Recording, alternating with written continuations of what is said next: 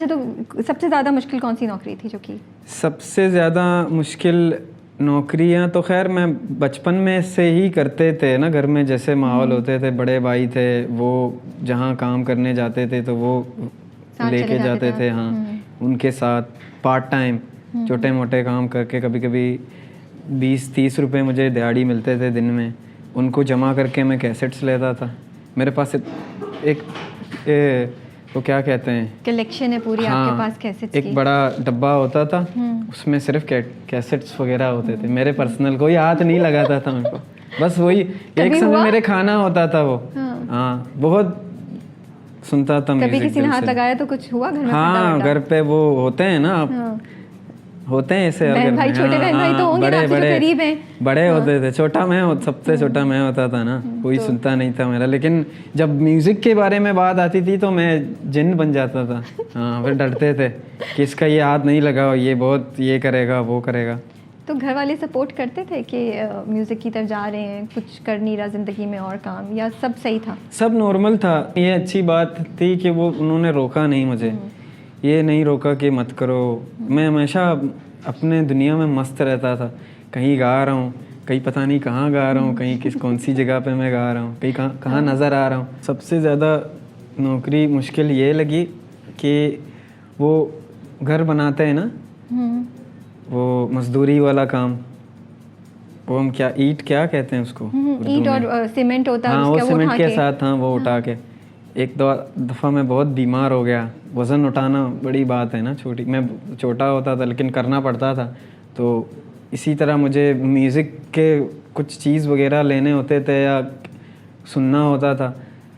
सुनने को पहले कैसेट्स वगैरह लेने पड़ते थे, फिर सीडी का दौर आया, वो थोड़ा महंगा था, फिर उसके लिए भी ये काम शाम 1-1.5 महीने तक काम, फिर काम ये वो। फिर जब गिटार तक मैं पहुंचा उस वक्त फिर मैं यहाँ वहाँ जहाँ भी मैं प्ले करता था, और मैं आंख बंद करके प्ले करता हूँ ना, मेरी आदत है। तो बाद में जब भी मैं उठता था वहाँ से घर जाने के लिए, तो मैं जेब में या ये जेब में हाथ लगाता था तो पैसे हैं, लोग डालना करते थे, हाँ, लेकिन पता नहीं होता था कि कौन करता है कौन डालता है। मैं अपने माहौल में होता था, बस वो ज़रिया बना देता है जिस तरह उसको देना होता है ना, यूँ होता। तो इस मुझे बहुत हेल्प मिला इससे। फिर मैंने एक अच्छा उससे थोड़ा अच्छा गिटार सदर एक शॉप है वहाँ से ख़रीदा। वो भी फिर थोड़ा ऐसा नहीं था कि मज़ा आया, लेकिन काम चल गया। तो ये ख्याल कैसे आया कि मैं कहीं भी बैठ के बस बजाना शुरू कर दूं? और क्या गाते थे आप? मैं असल में ख्याल ये नहीं आया, ये हो गया जब मैंने पहली बार कब हुआ? जब मैंने सीखा दोस्तों के सामने मैं बस गाता रहा। पहले तो कुछ दोस्त ऐसे होते थे जो हमारे एरिया में, वो तो डेली मुझे डिमोटिवेट करते थे, ये क्या है, तुम ये सीख रहे हो, हंसते थे मुझ पर, ये वो फलाना टिमकाना। तो मैं नहीं सुनता था। और कुछ ऐसे भी दोस्त होते थे जो मुझे सपोर्ट करते थे, नहीं कहते थे कि आप करो, बस अच्छा लग रहा है करो, अच्छा है करो। हालांकि आता मुझे कुछ नहीं था। फिर सीखा, फिर कुछ सीखा, कुछ बजाया, अच्छा लगा, लोगों को मज़ा आया उनको सुनने में। फिर उससे मैं बहुत मोटिवेट हुआ। फिर मैं यहाँ वहाँ गाना, हालांकि जो गाना एक नेचुरल मेरी आदत है, मैं मतलब सामने नहीं रख के आप लिखेंगे ऐसा नहीं होगा, बस आ जाएगा। अभी आप गिटार लाओगे तो आ जाएगा, कुछ भी स्टार्ट कर देंगे, हो जाएगा। और ये नहीं पता आपको कि क्या करना है। ये भी हम अभी करते हैं। तो फिर आपने ये उर्दू लिखना, उर्दू को इतना बेहतर समझना, ये कैसे हुआ जब आप स्कूल भी नहीं गए? ये यूँ हुआ कि मैंने मेरे बड़े भाई शायर थे, उनके बुक्स वगैरह ये वो लेके मैं जाया करता था दोस्तों के साथ, उनको भी कभी कभी पूछा करता था। वो ऐसा नहीं है कि वो मुझे पढ़ाई करने नहीं लेके जाते थे, मेरी ज़िद यही थी घर में कि जब तक अम्मा नहीं आएंगी मैं किसी की कोई बात नहीं सुनूंगा। लाडले थे आप? हाँ, मैं उनके बगैर नहीं होता था, लेकिन वक्त ने सारा कर दिया।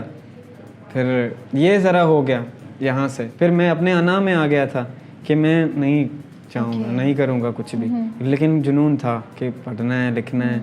शेर व शायरी का तो बचपन से मैं वो था कि भाई शायरी अच्छा लगता था। मेरे बड़े भाई कहते बोलते थे तो अच्छा कभी आप कभी pick कर ले, आप उससे उठा लेते थे जब वो बोलते थे? बिल्कुल बिल्कुल डीपली जगजीत सिंह के गज़ल सुनता था मैं बचपन में। तो वहाँ से चीज़ें पिक कर लेते थे। हाँ हाँ, लेकिन आप ये भी बताते ना कि जो दोस्त स्कूल जाते थे आप हाँ, उनसे भी सीख लेते थे। उनको वो अक्सर कहते भी थे कि हम आपको लेके जाएंगे चुपके चुपके से क्लास में, आपको जो है ना बिठा देंगे। हाँ वो यूनिफॉर्म हाँ पहना के बैठा देंगे। मैं डरता था, मैं बोला नहीं नहीं मार पड़ेगी, नहीं आऊँगा। मार से वैसे भी डर लगता था ना तो नहीं आऊँगा, आप समझा दो। फिर छुट्टी मुट्टी वाले दिन हम बैठते थे, वो इज्जी कराते थे ऐसे ऐसे ऐसे ऐसे इसी तरह बहुत ज़ोर लगा के उर्दू में। उर्दू इंग्लिश का तो मतलब वो टाइपिंग का तो मैं एक्सपर्ट हो गए थे। हाँ समझ गया, वो इतना मुश्किल नहीं था। और कुछ सीखना है तो बचपन से मैं यही था, अगर कुछ करना है कुछ सीखना है वो तो हो जाता था, वो हो ही जाता है। किसी को कुछ अगर करना होता है हाँ ये मैंने नोट किया है। तो मतलब आप कह रहे हैं बिकॉज कैफी मुझे बताया था कैमरा के फ़ोन पे मैसेजेस का ट्रेंड था, तो ये मैसेज जब करते थे वहाँ से भी बहुत सी लैंग्वेज उन्होंने पिक की, इंग्लिश और उर्दू की हिज्जे वगैरह। तो मैथ स्कूल पे आते हैं अब हम, उसका पता चला आपको, वहाँ गए आप? वहाँ मुझे किसी दोस्त ने बताया कि ऐसा ऐसा है, फ्री में गिटार सिखा रहे हैं, सर आमिर ज़की का सुना है? मैंने बोला हाँ सुना है, वो तो बहुत बड़े। वहाँ मिले थे आपको आमिर ज़की? जी, मैंने बोला वो तो बहुत बड़े गिटारिस्ट हैं, मैं उनका फ़ैन हूँ। ये बोला हाँ वो सिखा रहे हैं। मुझे यकीन नहीं आया, मैंने कहा ये बस बोल रहा है ऐसे ही। भाई तुम चलो ऑडिशन है। मैंने कहा नहीं छोड़ो, पैसे वैसे नहीं है मेरे पास, वो बहुत पैसे लेंगे। नहीं आप चलो, लेके गया मुझे। मैं गया थोड़ा वहाँ मैड स्कूल में। एक तो मैं बहुत नर्वस था उस वक्त, सर आमिर ज़की नहीं थे, तो जो ऑडिशन तक एक दूसरे सर थे, सर फराज रिजवी, वो थे, वो भी बहुत अच्छे सर थे हमारे। उन्होंने ऑडिशन लिया, मुझे कुछ एक आध कोड्स आते थे। मैंने गाना स्टार्ट किया तो उनको अच्छा लगा कि ये गा भी रहा है। तो हालांकि 2-3 महीने गुजर चुके थे उस कोर्स के। वो लियारी के कुछ बच्चों को फ्री ऑफ कोर्स सिखाते थे, इसी तरह कोई एक प्रोजेक्ट था उनका। लेकिन वहाँ भी बहुत यादगीर मेरा वक्त गुजरा है। मैं तो वहाँ बहुत कुछ सीखने गया था और बहुत कुछ सीखा वहाँ से। उस माहौल से मैंने देखा कि वाकई कि गिटार वगैरह किस तरह प्ले करते हैं, म्यूज़िक को किस तरह सीखने की वो रखते हैं। वहाँ से इस तरह ये मैड स्कूल का स्टार्ट हुआ। मैड स्कूल जमजमा पे है? जी। तो आप ऑल द वे आते थे? जी, बड़ा लंबा टाइम लगता होगा। वो यूँ होता था कि इनका वैन होता था हमें लेने, लेकिन हम मेरे घर के पास तो नहीं आता था। खारदर जो है ना वहाँ तक आते थे। तो यहाँ से घर से खारदर हम पैदल में जाया करता था, कभी कभी पैदल। एक दफ़ा बस एक पहले में जब पहला मुझे बुलाया था, दूसरे में तो गलतफहमी ये हो गई थी कि मैं समझा था 2 बजे गाड़ी निकलेगी, मैं लेट हो गया था। ये गलतफहमी हो गई थी, मैं गाड़ी निकल चुकी थी और मुझे फिर फ़ोन आया कि आपको तो आना है, आपका एक छोटा सा परफॉर्मेंस है, आप सिलेक्ट हो चुके हैं, आपको लोग सुनने आ रहे हैं, ये वो आप अभी से ये वो ऐसा हुआ। मैंने बोला अभी तो जाना है। मैंने फ़ोन किया, संडे का दिन था, फ़ोन किया कुछ दोस्तों को, दोस्त घूमने गए हुए हैं सारे। ऊपर से जल्दी में मैं निकला। अक्सर मैं निकलता हूँ, मुझे कुछ पैसों की ज़रूरत नहीं होती थी, मतलब हो जाता था, कोई वो नहीं होता था, खाना शाना मिल जाता था, ये काफ़ी होता था, बाकी कुछ नहीं चाहिए था ज़िंदगी से। वो मिल रहा है खाना वगैरह, ये होता था। तो किराया वगैरह नहीं था मेरे पास।